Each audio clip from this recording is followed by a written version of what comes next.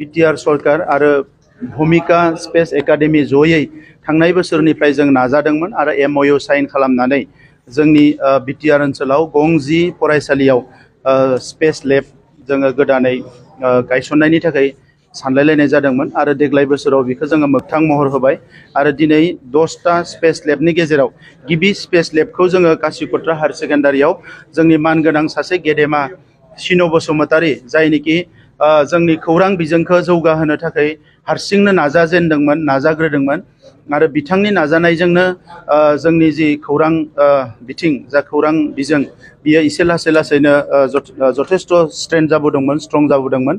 दिनै बिथांनि मेम'रियेल हिसाबै बिथांनि मुङावनो नैबे कासिकत्रा हायार सेकेन्डारियाव स्पेस लेबखौ जोङो गोदानै गायसननाय जादों आरो बेजों जोंनि फरायसाफ्रा बे फरायसालिनि फरायसाल' नङा खाथि खालानि फरायसाफ्राबो मालाबा सेटारडे सानडेआव फैनानै बेवहाय हाबफैनो हागोन बेवहाय नायनो हागोन बेयाव गासैबो इकुइपमेन्ट टेलिस्क'पनिफ्राय गासैबो इकुइपमेन्टफोर थागोन बेवहाय बिथांमोना माखासे जिनिसखौ नायनो हागोन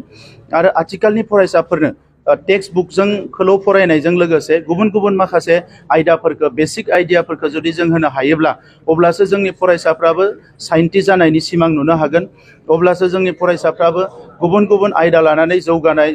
माखासे गोजौ सोलोंथाइ लानायनि थाखाय सिन्था खालामनो हागोन दा नंखायनो बे मोनसे सिमानि गेजेराव थानानै जोंनि फरायसाफ्रा जिहेतु लेखा सोलोंनो गोनां जायो बे देरनाय लावनायनि गासैबो परिबेसा जाहाथे मोनसेल' कनफाइनमेन्टआव थाया बिनि थाखाय बे गोदान आइडियाफोरखौ लाबोनाय जादों आरो निस्सय आं सानो दिनै नङाब्लाबो 10 बोसोरनि उनावबाबो कासिकत्रा ओनसोलनिफ्राय नैबे सिन' बसुमतारी मेम'रियेल स्पेस लेबनिफ्रायनो